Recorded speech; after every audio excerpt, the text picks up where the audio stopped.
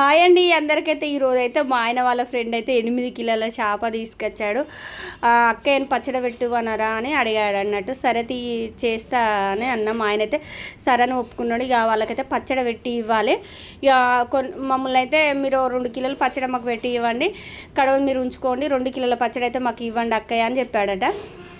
సరే అన్నయ్య అని నేను అన్నాను. ఇక నేనైతే ఇక చూడు, నాకైతే చేప లేవలేదు. ఆల్రెడీ ఒకసారి పట్టుకుంటే నాకైతే ఈ 8 కిలోల చేప అయితే లేవట్లేదు ఫ్రెండ్స్.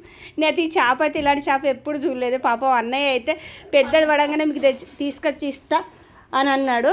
తీసుకొచ్చి అయితే ఇచ్చాడు.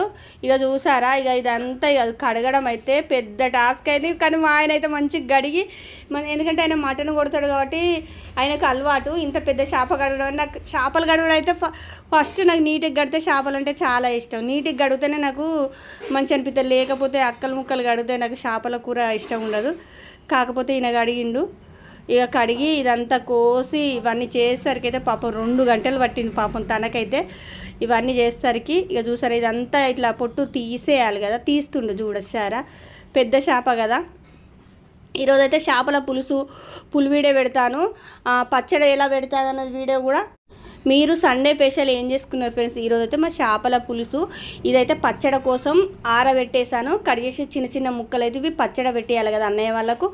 ఇదైతే పచ్చడి కోసం అయితే ఆరబెట్టేశాను. పచ్చడి ఎలా పెడతాను ఫుల్ వీడియో పెడితే ఇప్పుడు చేపల పులుసు వీడియో కూడా పెడతా.